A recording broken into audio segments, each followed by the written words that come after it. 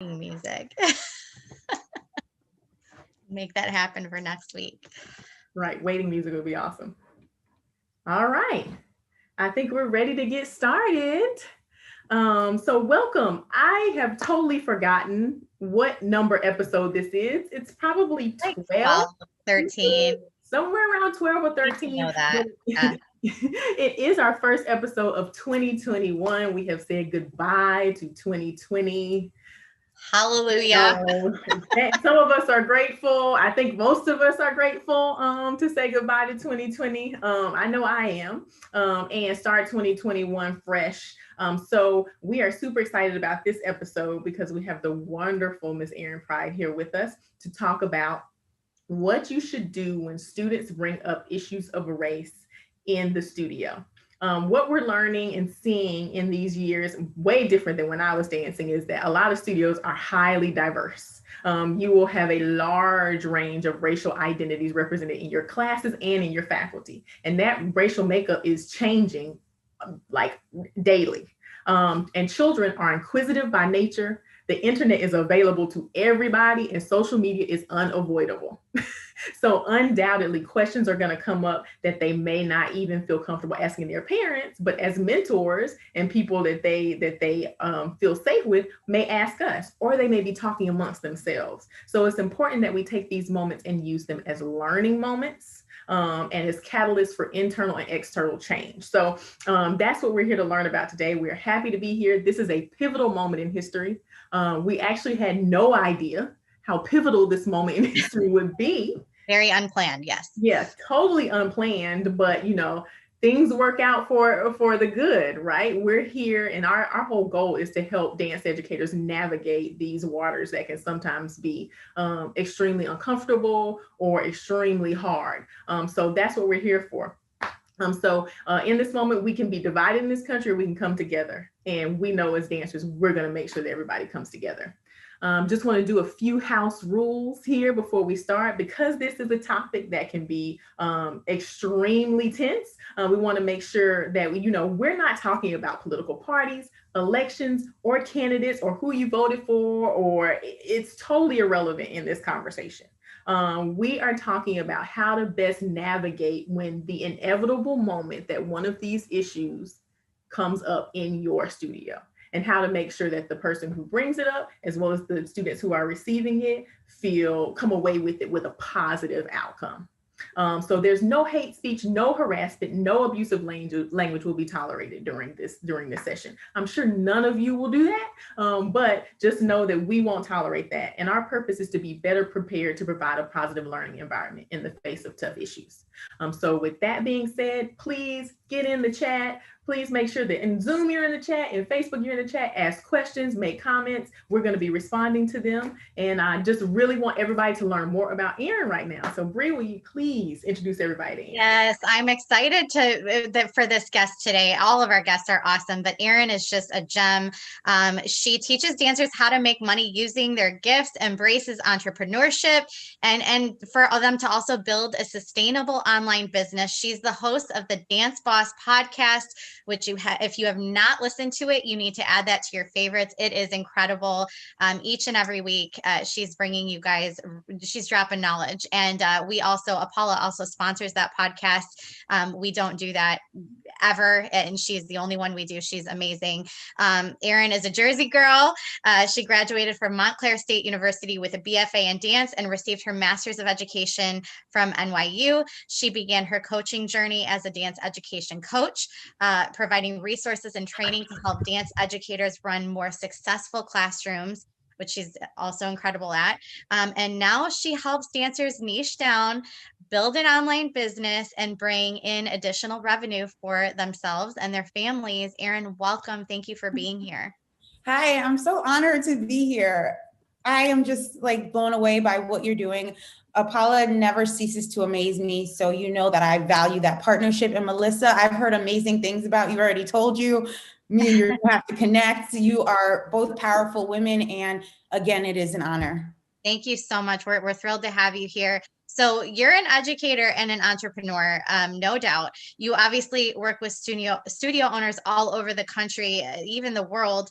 How often does the topic of race pop up in your work with studios, and is this something we need to be discussing more? Well, when the climate of the world changed and Black Lives Matter came to the forefront, there were more conversations about race. So unfortunately, it's not something that came up on the norm. Right. But I believe it is something that needs to be talked about all the time. Now I see more and more dance educators trying to find resources and ideas how to make their classrooms and their studios more inclusive. So now it's finally coming to the surface after a long time.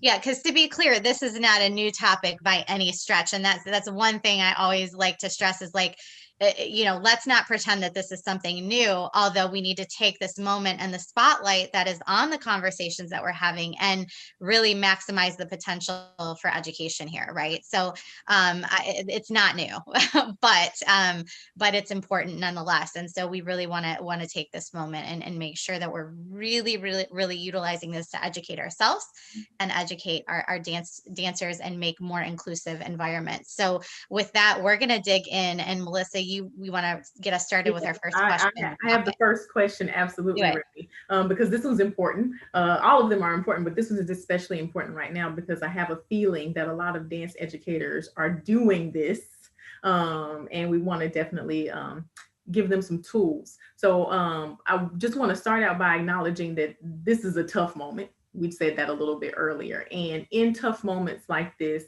with subjects that people just kind of want to turn away from, we often want to bury our head in the sand when it happens. So what are the positive outcomes of acknowledging moments like when a student brings up an issue of race in class versus pushing them under the rug?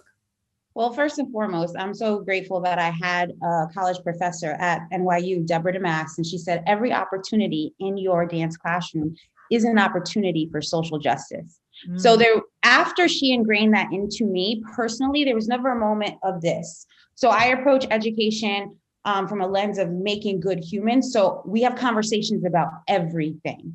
And what I suggest is not the educator waiting for students to bring it up, making conversations about race everyday things. And that doesn't mean it has to be about what is necessarily going on in the news. It means about whatever genre you're teaching, know the background of that genre and integrate that into your teaching practices. When you do things like that, conversations about race aren't so scary and aren't so hard. We have to start to make them the norm. And if it is uncomfortable for you, you just have to take the leap and start the conversation with some clear boundaries and guidelines. When you're facilitating conversations about race in your classroom, like Melissa and Bree set the precedent here.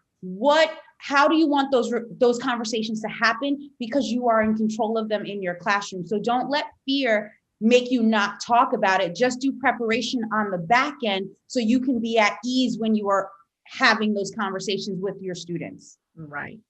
And I love what you said about being proactive and understanding that when these conversations come up in your dance class, they're not moments to run. They shouldn't be, you should not want them. You should want them, because as an educator, like you said, everything that happens in your studio when you're with those kids is a moment for social justice. Mm-hmm. So I absolutely love that. What do you say to people who, which this is a comment that happens often, that say these type of conversations are divisive, especially if you're talking about being proactive with them?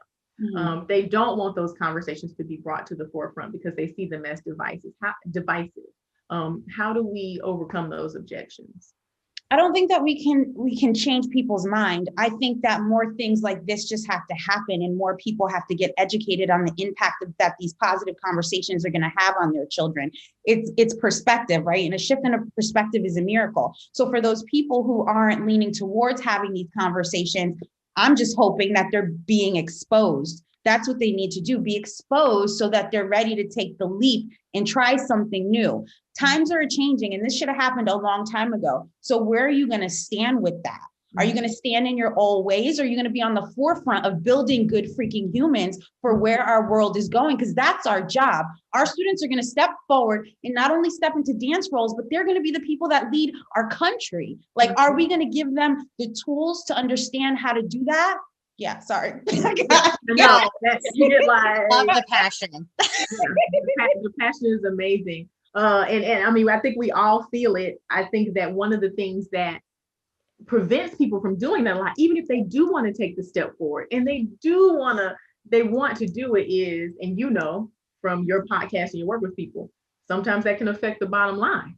If you get people, a mass exodus or a large group of your community based on where you are in the country is not down with the change, you know, you have to weigh those Listen, choices. anytime we're getting into conversations that even remotely touch on people's value systems, it is very precarious, and you have to make a choice on how you're going to address those things.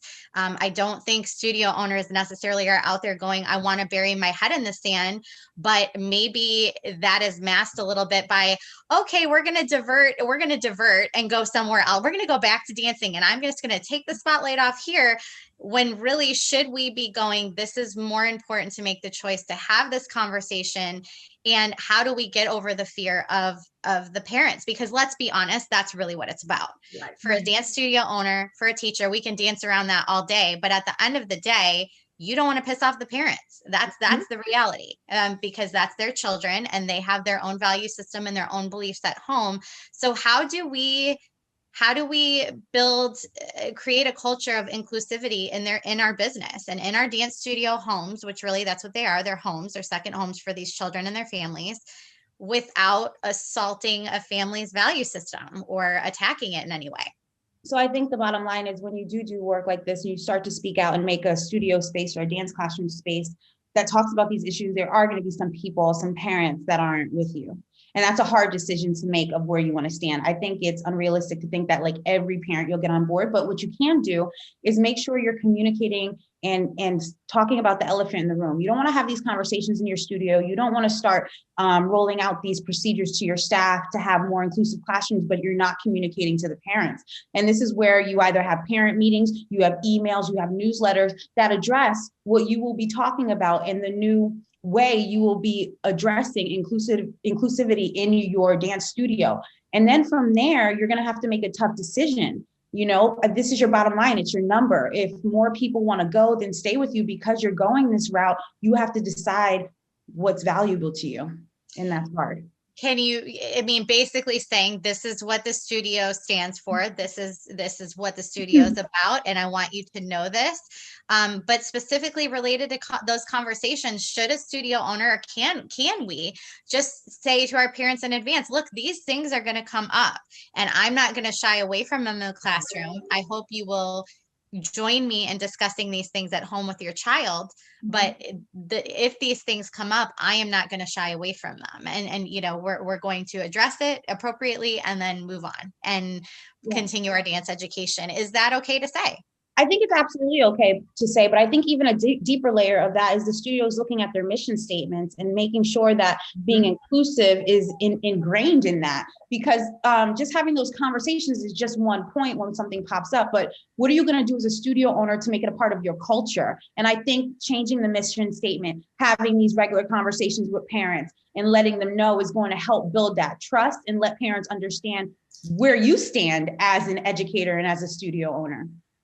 So a lot of times, you know, as studios, we don't have a choice who walks in our door. You know, sometimes we don't have a choice, you know, what race we have in our student body. We don't have a control over what that mix is.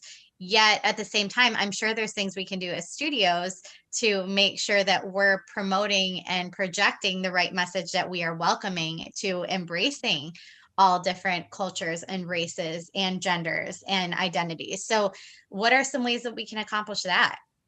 Because at the end of the day, you can't control who walks in your door. No, right. Absolutely not. Somebody may look at your studio and go, I mean, there's a lot of white kids in here, but you don't have control over that. But are you making sure you're auditing the message that you're putting out into your community and who's welcome through your doors? And I think that's the bigger question, right? Right. Well, I think it's having a diverse staff, a diverse group of people set work. I know at our school, we make sure we bring in choreographers who do work that's based in social justice as well, introducing the students to that. Rolling out something where your teachers, they don't have to become masters of dance history. I'm not a master of dance history, but I do know my history so that I can pull upon it and educate my students on it. So doing things like that is going to make the studio feel more inclusive. When you're just functioning off of this baseline level, we're here to dance, and not teaching any culture or not bringing in any culture, then it's not going to be inclusive. So start thinking about how you can draw that in by hiring faculty, by maybe seeing performances, by having discussions and critiquing work, by introducing dance history into your classes. All of those things help to the greater good of making a more cultural experience. Yeah, and I love that. I love everything you just said. And I want to stress on the dance history, that's not just one style. It's not just hip hop. It's tap, it's jazz, it's ballet. Because if you don't know where these things are coming from, there's no way that you can fully embrace and understand what you're learning as a student. So it's really, really important. Thank you for that. Was really nice and well-rounded explanation. But really, I want to highlight something from we had a previous episode before the holidays with Aisha Upchurch, and she said something really impactful, and I wish I could remember who it was in the comments. One of our dance educators who was watching said, it's about who's on your walls when people walk into your studio. You can't have Fred Astaire on your wall and not the Nichols brothers, or you have to make sure that your walls and your space, even if that space is full of white kids, that it shows that we are honoring and we are accepting and we acknowledge the contributions of people of all races to the art of dance. Exactly. We can't teach it through one lens. It's easy to fall back on our laurels, right? Rest on our laurels, what we know, what we learned. That's the thing about education. We have to do our work outside of the classroom to make sure we're giving our students the full experience. And it's not easy, but it's also not hard. It's just about taking action. Well, and we talk about this all the time on the show, but as studio owners and directors and teachers, we get really wrapped up in the hamster wheel of life and the cycle of the dance season, and we don't make time for things outside of like the regularly scheduled activities. And so I think really making the effort and taking some energy and devoting it to educating yourself so that you can pass that education on is really important. And we're going to give you lots of resources at the end of this episode today on ways you can do that easily and quickly. We do have a comment here from Gina McFadden. Hi, Gina. Thank you for joining us again. She says, agreed, it is a culture to develop proactively rather than waiting for the discussion to come up among students. And that's absolutely right. So I want to dive into the second segment. And, in that moment when these topics come up, kids, things fly out of their mouth. They're very honest. You got to love them for that. We as adults panic. We start to sweat. We start to think about all the ways that this can go wrong. We start to visualize all the emails and the crazy conversations we're going to have following it with parents that maybe heard it from one perspective or another and are upset. Can you walk us through the first, second, and third most helpful things we can do to transition these sometimes uncomfortable moments and turn it into a learning moment for everybody? Definitely. My first one is always pause, see where you're at. Are you in the mental capacity and are you equipped with the knowledge and the guidelines on the back to handle it? And if you're not, it's totally okay to pause. It's totally okay to regroup and say, you know what, that's a great question. We're going to talk about this tomorrow, and then figure out how you want to facilitate it. So always pause. Never feel pressured to act on anything. The second one is to really set up some guidelines, right? What do you want the conversation to look like? It's your classroom, and that could look like anything you want. Some examples of this with my students, but see, this doesn't start with just the conversations about race. It starts when we critique each other. It starts when we critique work and watch films. Like, our conversations have to be loving, they have to be caring, and they cannot be negative. So starting to have that kind of underlying tone throughout your classroom is going to help you facilitate conversations when they come up like this. So definitely having some guidelines. And number three, this is personal to me and everybody can have it's each your own, but I try to leave my opinion out of it and just leave it as a space where I nurture their points of view and I make sure that the conversation is going in a healthy tone. Yeah. And how do you divert if it's not? Because kids also don't realize that some things coming out of their mouth can hurt, maybe they're not intentionally so, but they don't realize the power of words at that point. So how do you divert that without missing the moment, missing the mark on educating in that moment? I love that question. And it's like, I look at it the same as like when you're teaching a technical element, tendus, right? And a student is doing the technique wrong, you kind of pull back, correct them. So it's the same thing in this kind of conversation. I teach high school kids. That's my specialty. So that's what the lens that I'm talking from. What I do is pause my students. I go back. Okay, was that with love what you were saying? Was it said with hate? How are we running this conversation? And I'll have them repeat it to me. And then I'll give them an opportunity to restate whatever they wanted to say with those guidelines in place. And sometimes it's awkward and sometimes it's like fumbly, but that kind of reintroducing your expectations is where they kind of figure it out and you figure it out together. It does not have to be perfect, but your job as the facilitator of these conversations is the ability to say pause and let the awkwardness happen as you guys figure it out. And the next time you have this kind of conversation, it'll be better than the last time. Mm-hmm.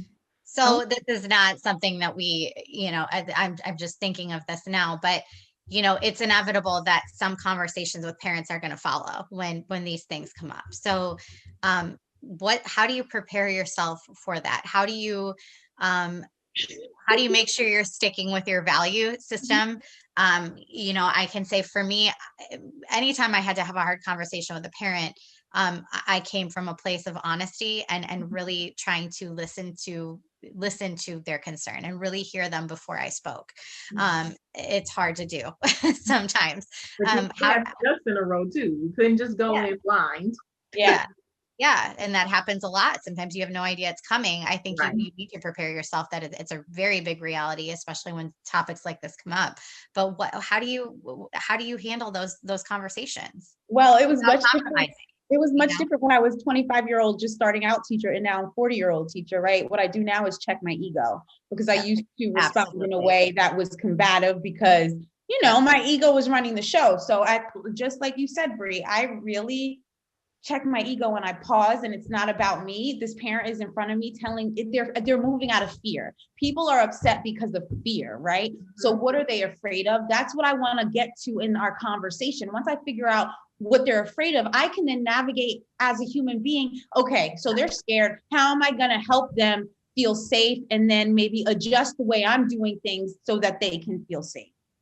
Where you're not compromising the value system for your studio and the inclusive culture that you're creating for your studio, but you're maybe coming from a place of like, I understand your concern and here is why I'm doing this. We can agree to disagree, but this is the environment that I have here. And maybe if you understand my motivation and my thought process, then we can reach some sort of common ground or compromise. Yeah. And even saying like, so what makes you uncomfortable about this? Like, can you tell me, okay, what can I do to make you feel more comfortable? And then making a decision on if you are willing to go that way. And if you're not, like you said, expressing it. It's about having that conversation.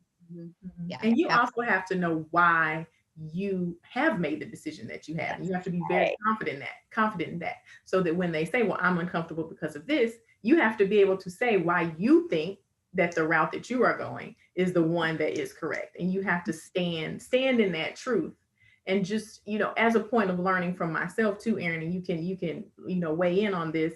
I have found that a lot of the fear to talk to parents is about saying the wrong thing or making the wrong decision. And what I have had to learn and are still learning every single day is that it's okay to change your mind. Yeah. If I say A, B, C, and then I go home and I think, you know what, that wasn't the right decision. I'm a human being. I am somebody who makes mistakes, or now I have more information. There's nothing wrong with you going back and saying, ma'am, sir, I have more information now and I have changed my position. And now I believe 100%. Yeah, 100%. We are very scared to do that as dance educators because we believe we're supposed to be all knowing, all right. When someone says something, we're supposed to have the immediate answer right now. That's dance culture. Well, and I mean, let's be honest, that has a lot to do with ego, in dance, there's a certain amount of ego in the dance world and as a general rule. And I think it's a good lesson for dance educators, but also as an adult, like, kids, there's no shame in saying, look, I was wrong. I didn't know this, and I know this now, and I was wrong. And so here's the place that I'm coming from on this. I don't think there's any shame in that at all. And I've done it a ton of times, like with classes and stuff. I'll have parents reach out, why isn't my daughter in this class? Why isn't my son in this class? And then sometimes they're not because of the evidence I have, but then other times I go home and I sleep on it and I'll be like, you know what, you're right. They have been working hard. That was my mistake. Just admit it. Like you said, Melissa, it makes your life easier. It's going to make the whole process easier. And really one more thing, I know Melissa, you have another question for Erin, but when you operate and you come from a base level of just honesty and sincerity, and everything is easier. Everything is easier to explain. Everything is easier to do. Even the most challenging things are easier to do when you're coming from a place of just, my concern is what's best for everyone as a whole. And as a studio director, really that has to be your focus. You cannot focus on one child, one kid. It's what is best for my studio and this group of children that are really my second family. What is best for this group? And that should navigate or help navigate through all of your decisions, right?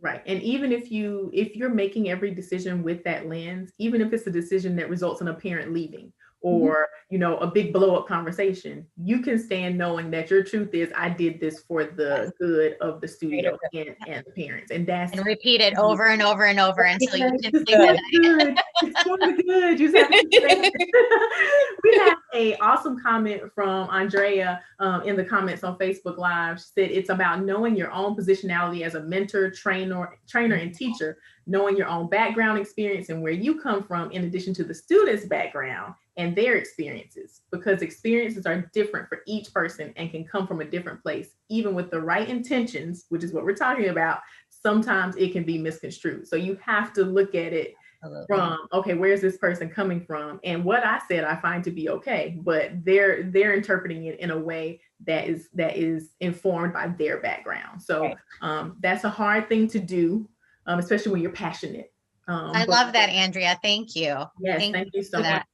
So, and this kind of goes into my next question about communication. So communication in business, we know as dance educators and directors and studio owners that you have to communicate to your staff in order to keep the culture in line with your mission and your vision. So how do you make sure, Erin, that faculty members are upholding the same level of inclusivity and also, perpetuating the culture that you want? This is a tough one. I will tell you, this is a tough one. I'll tell you, I did own 2 studios. I'm a psycho though. I love policies. I love procedures. I love rubrics.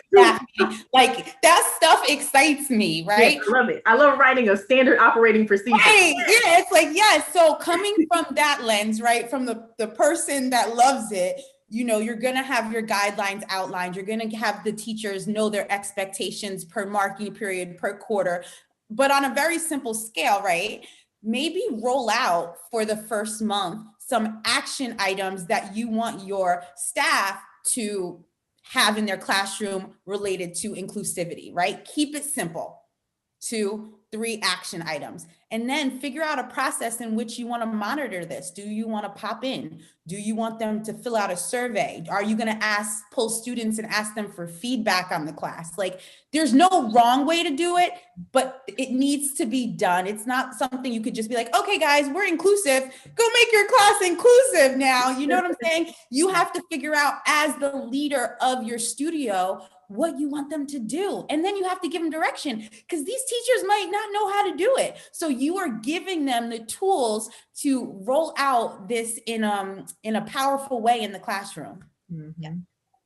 And they need to understand why and where that's coming from so that they can make sure to execute that. Because I will tell you, setting these standard operating procedures is wonderful, and it is absolutely the first place to start. But at the end of the day, especially if you're a studio owner that is not in the classroom, because you are managing the greater, the studio, not just the competition program, but the studio itself as a whole, you don't know everything that's going on in that classroom, and you can't control what is coming out of people's mouths, how it's coming out of people's mouths. And so training and education is really, really important, not just for the studio owner, but for the entire staff. Because if they don't understand the why, they don't understand the how, then your intentions are great, but it's going to fall flat, right?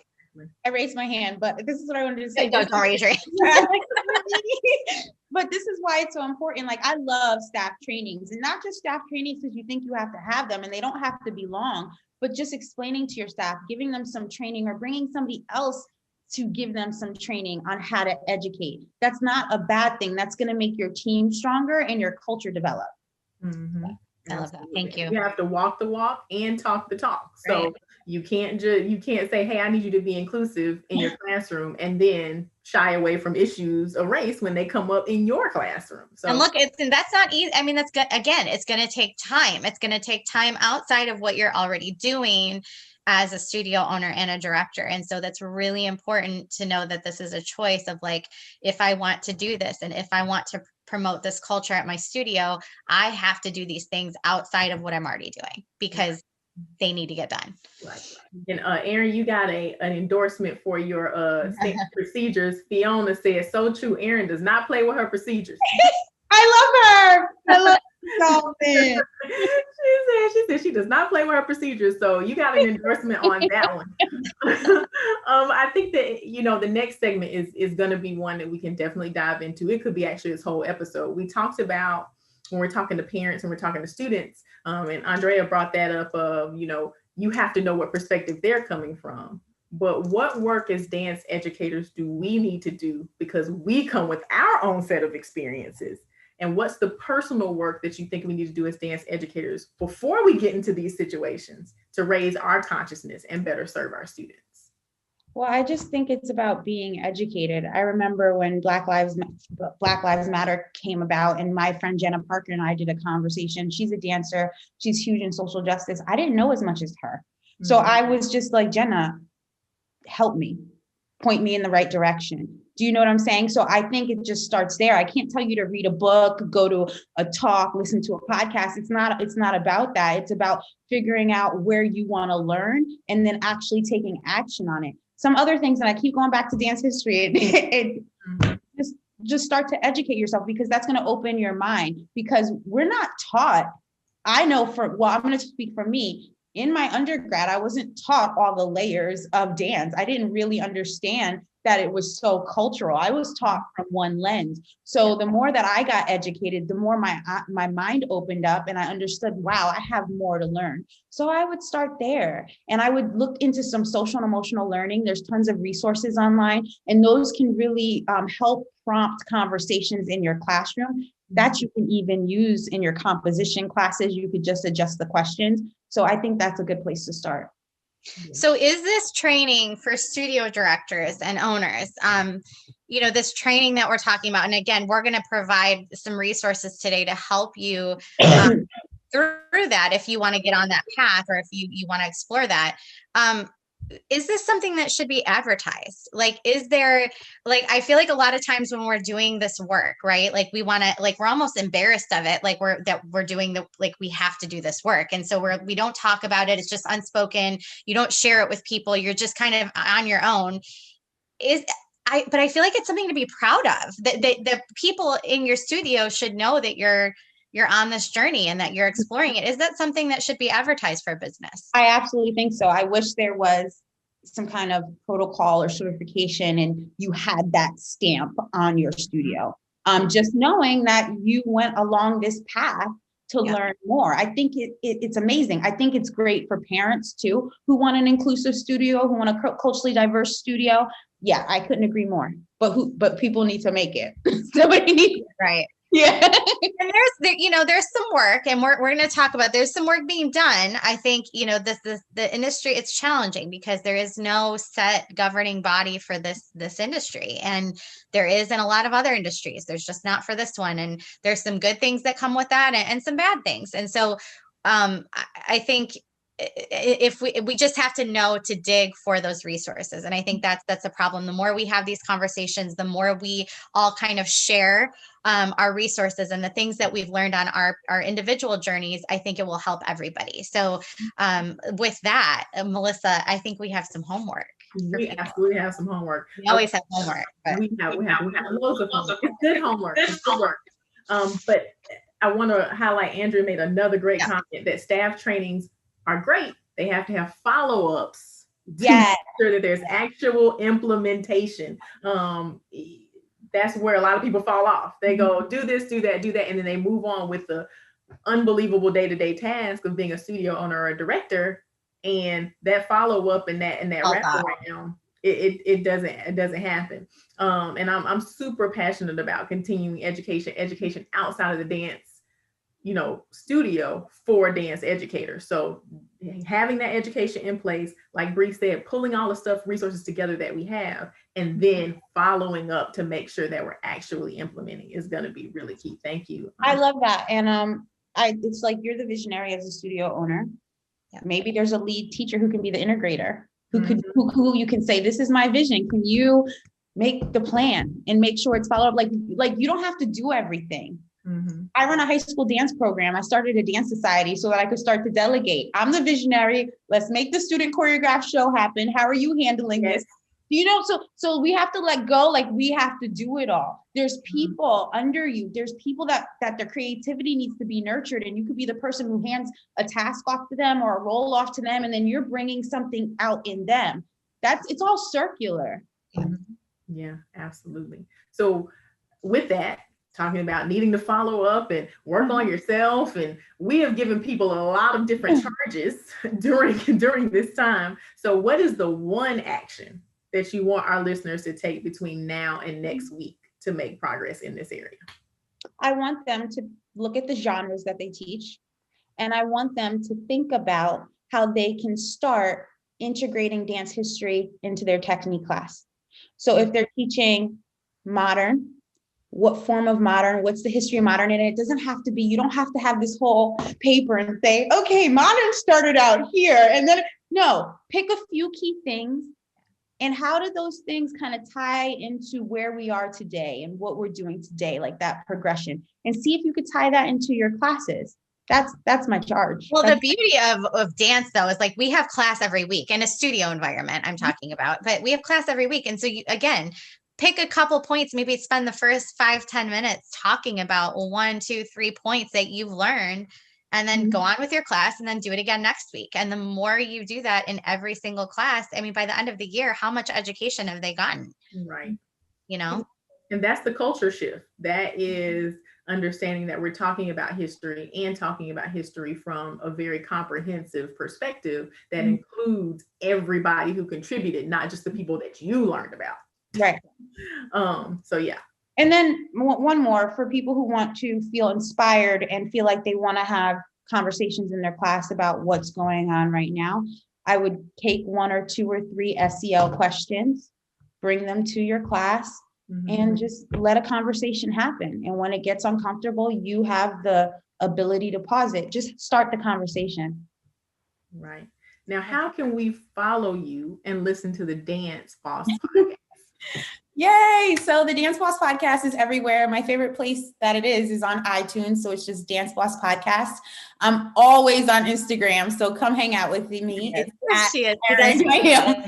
Love your Instagram. I love it. It's at Erin Pride. Yeah. And that's it. And you could DM me. I'm real laid back. We can have a conversation. Anything you want. Wonderful. So Instagram, Erin Pride is her handle on Instagram. And then it's the Dance Boss Podcast on iTunes is her favorite, but you're on all the platforms, all the podcast outlets. So we have some resources that we're going to drop in the chat, both in Zoom as well as on Facebook Live. The first one we have is a workshop that Erin did with, is it Jenna?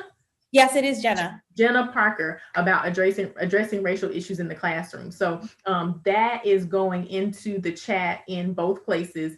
You can access that, and Erin, that will be available to them through that link for indefinitely. So it's not that long. It's really short, but it's really, really impactful. It has a lot of great content.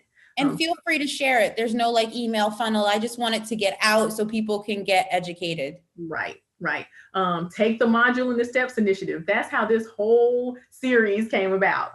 The STEPS initiative that was sponsored by Apollo Performance to make sure that dance educators had the resources and the tools that they needed to address the tough issues. Nutrition, dance science, sex abuse prevention, racism, all of those things are represented in this initiative, and it is totally free. FREE, the best price ever, free. And you can find it at apolloperformance.com. I'm getting the link right now so I can post that. For STEPS? Okay. Yeah. So the link for STEPS is going to be coming in there. And then Bree is going to drop a link in after that for another certification from YPAD. Which is awesome. YPAD has been offering some extremely detailed, extremely comprehensive trainings for people in a number of areas. And there is a YPAD certification right now, and we, for you, have a 25% off discount code. Yes.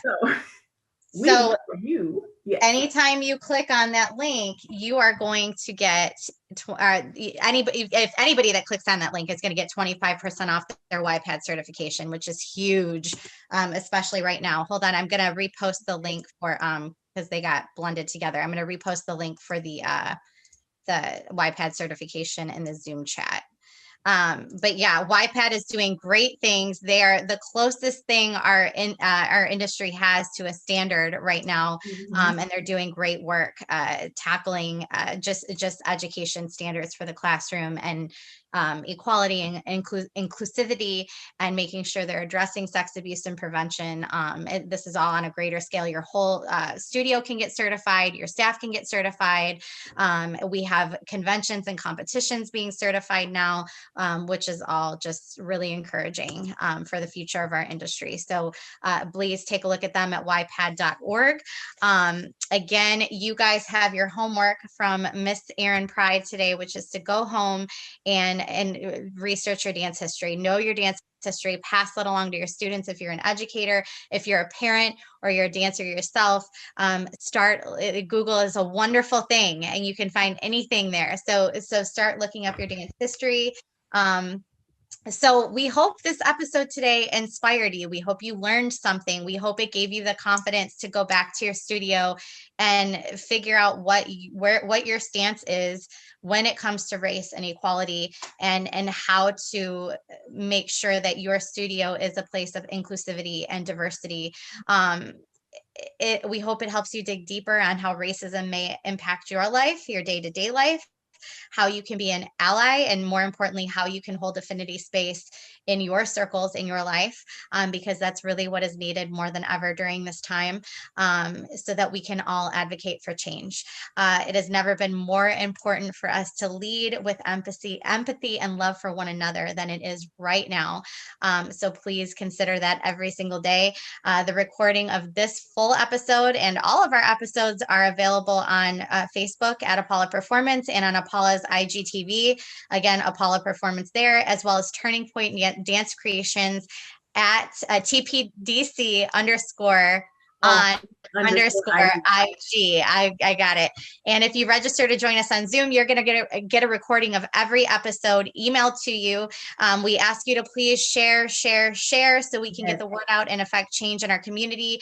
We are booking for experts and guests for the spring. So if you have a topic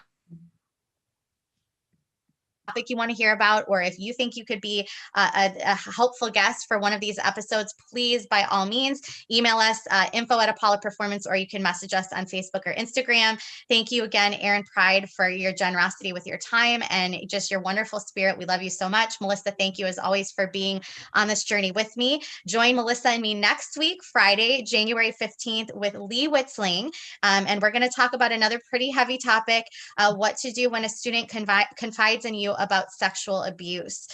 This topic is so important and something that we need to be equipped and educated on, especially as dance educators.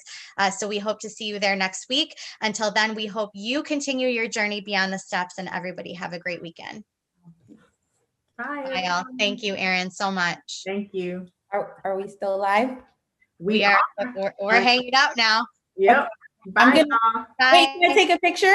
You want to Yes. take a picture? Yes. Oh, Okay. that's right. Erin, Instagram queen. She Instagrams everything. Ready? Hold on. Yep. Hold on. Here we go. 1, 2, 3. Okay, I'm gonna tag you. Yes. Bye, y'all. Bye, everybody. Happy